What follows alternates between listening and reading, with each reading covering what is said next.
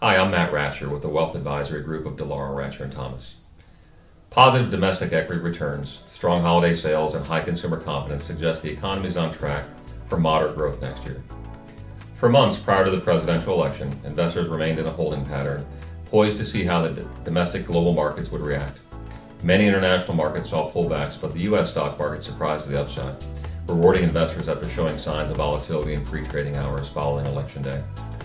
The domestic markets rally after the election favored small and mid-cap stocks, and the momentum saw all three major domestic stock indices end November in positive territory.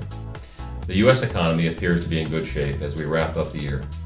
Third quarter GDP growth was revised upward from 2.9% to 3.2%, largely on the back of household spending and a surge in soybean exports, which is unlikely to be repeated. Job growth has remained relatively strong. Job and wage growth should provide support for consumer spending. Now that the election is over, investors have turned to the 2017 outlook. Many anticipate that significant fiscal stimulus will boost economic growth.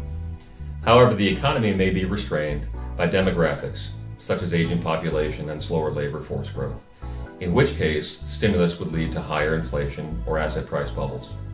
Consumer confidence rose to its highest level since 2007, on increased optimism about the U.S. labor market and economy.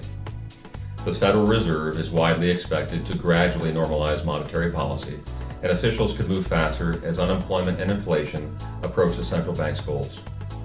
The market rally after the election favored small and mid-cap stocks, but many international markets saw pullbacks. Financials, industrials, and healthcare led the sector returns as investors anticipate less regulation.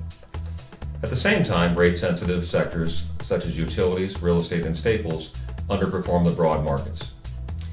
A change in fiscal policy, which many had hoped for, is upon us.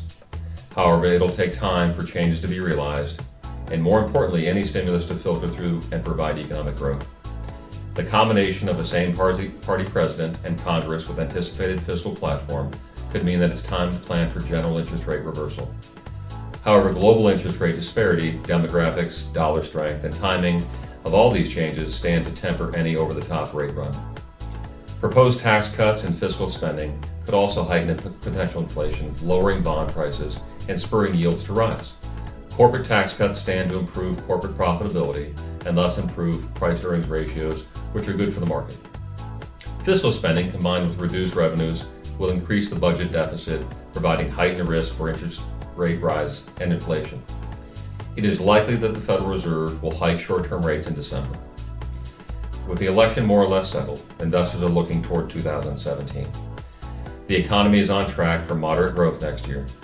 We will continue to watch for legislative changes or economic shifts that could affect your portfolios. In the meantime, please contact us with any questions. Thank you.